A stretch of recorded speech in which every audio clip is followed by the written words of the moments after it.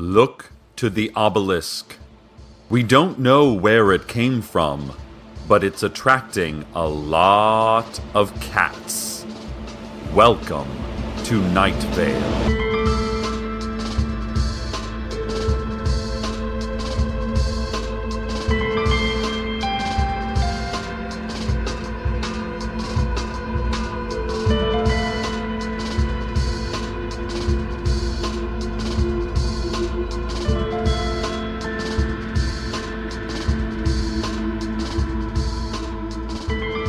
Happy New Year, Night Vale! Last night's fireworks extravaganza at the Night Vale Harbor and Waterfront Recreation Area was beautiful.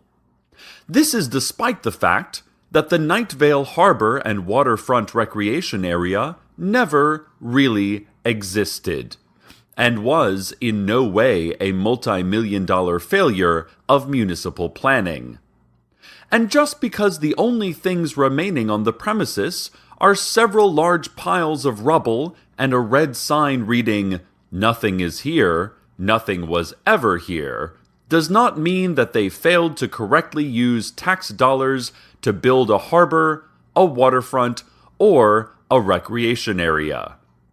Anyway, the fireworks over the city-made sign were lovely. Happy 2013! Ladies and gentlemen, surely you have noticed there's a man in a tan jacket. Countless residents have seen him, but no one can seem to remember exactly what he looks like.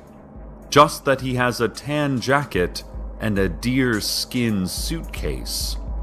And he has been spotted all over town.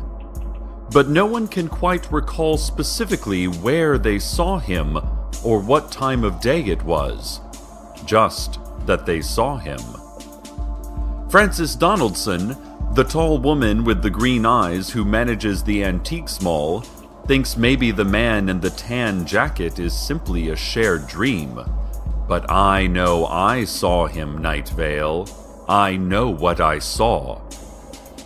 This man couldn't possibly be a dream. He was so vivid. His eyes were... well, his nose and his chin. Oh, I can just see. I just can't remember. The man was clear as day. He had a tan jacket and a deerskin suitcase. He can't be a dream, can he? Please, call in, listeners, and let us know if you can remember anything else. This Monday through Friday is the annual Night Vale Career Fair at the Downtown Convention Center. There will be dozens of booths representing phony local businesses that will take your resumes and photos via hidden surveillance cameras and conduct sample interviews designed to badger you into implicating yourself in nefarious activities. First-generation Night Vale residents, particularly those whose parents were originally born in Maine, Massachusetts, Canada, Micronesia, and Suriname, are strongly encouraged to attend. This year's keynote speaker is an audio tape of droning moans leaden with subliminal tips about achieving personal prosperity and how to come clean about the terrible things you have done, you cretin. Last year's fair featured several very high-profile arrests and exciting door prizes. Tickets are $25, or $15 if you still have working retinas to scan.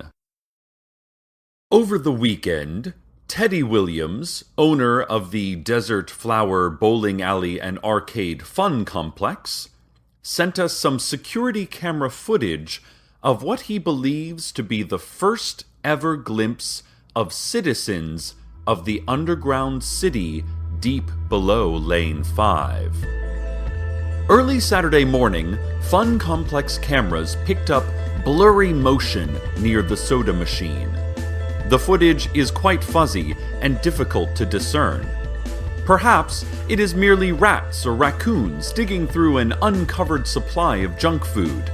But it is, of course, much more likely that a lost nation of people living in the bowels of a small town bowling alley are finally revealing themselves, taking our food supplies, and preparing for war.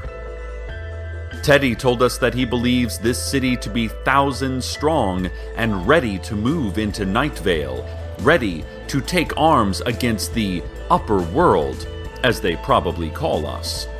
Ready to conquer this heaven and become the righteous owners of our sun-soaked precious land, we assume. It takes very little extrapolation to believe that they worship a god named Huntokar, who demands sacrifice to keep their underground city thriving in the absence of nourishing sunlight. And a fair assumption is that they are ruled by a child king, recently coronated, who is too weak to rein back the generals intent on marching upon us in war. Ladies and gentlemen, if you care for your community, your town, your Night Vale, like I do, you will arm yourselves. You will rally your neighbors to militia. You will point fingers at those who do not wish to fight and have them rounded up into pens. This is no time for the weak. We are at a presumptive war with a projected enemy whom we cannot yet see or even be certain of, but who are probably bloodthirsty giants. If you would like to learn more about starting a militia, simply learn to be a true American. That's how you'll know. And remember, Night Vale is at war. Your careless talk cost lives. They know we are here, and it seems somebody talked. Who was it, Night Vale? Was it Steve Carlsberg? Did Steve Carlsberg talk? Maybe a group of good citizens should go have a chat with Steve and find out what he's been saying and to whom. Stay by your radios, listeners. We will report further as events warrant. More now on the man in the tan jacket. Old woman Josie called to tell us that her angel friends are saying that the deerskin suitcase is full of flies. The angels would not tell her more, explaining that knowing more would jeopardize her eternal soul, as well as their own statuses as angels. They did not want to mess with that. Old woman Josie added that she thinks the man in the tan jacket is just a salesman of some sort. A fly salesman, she bets, wandering from town to town with polished shoes and a suitcase full of flies.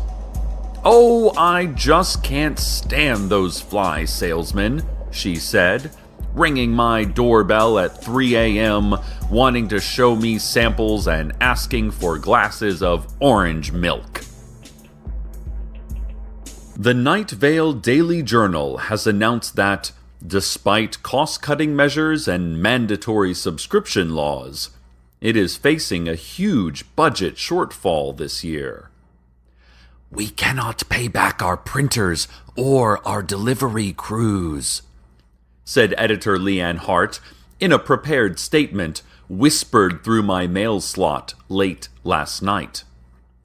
"And we have already had to banish much of our staff into the sand wastes of the desert." She went on to explain that this budget shortfall has nothing to do with the reported lavish birthday party she threw for herself in Night Vale Stadium. featuring a lazy river made entirely of champagne and a birthday cake topped with very thin slices of moon rock. In an addendum, she tapped in Morse code on my bathroom window. She said that the journal is considering all new sources of income, including creating additional advertising space and mugging Night Vale citizens, and that I shouldn't mention the whole birthday party thing after all, because she was never even born. So how could she have had a birthday party? She spent the rest of the night tapping out the phrase, "Birthdays are a fake idea," which actually was a pretty relaxing sound to fall asleep to. Hey, kids and parents! Time once again for our Children's Fun Fact Science Corner. Today, we are exploring common birds and their meanings. An eagle indicates that an important phone call is impending. A sparrow says that you should beware the sea and sell any stocks invested in food-based companies. A pigeon means that your mother has died, or that all is well. It's a bit uncertain. A hummingbird tells us that the physical constants of the universe are slowly degrading and may someday shift, invalidating the laws of physics and instantly wiping out the universe as we know it while simultaneously creating an entirely new universe in a single transcendent moment of genocide and genesis. As for hawks, well, no one knows what hawks mean, or if they are real. Have you ever even seen a hawk? Of course not. No one has. This has been our Children's Fun Fact Science Corner. And now a word from our sponsors. Today's program has been sponsored by the physical act of gulping. For thousands of years, gulping has been there for human beings when they needed an expressive gesture of the throat. Whether you want to indicate nervousness about an upcoming test or appointment, fear of the faceless old woman who lives secretly in your home, or just want to ingest milk faster than with regular swallowing, gulping is the way to go. Forget sweating, never mind shivering, sneezing, ugh. When you think physical actions, think gulping. Gulp now and receive a complimentary prize package, which will be conveniently buried in an unmarked spot somewhere in the scrublands. Find it, and it's yours. Gulp. This just in. The Sheriff's Secret Police has just issued an important request related to our earlier story. They ask that all Night Vale citizens be on the lookout for a man in a tan jacket, carrying a deerskin suitcase.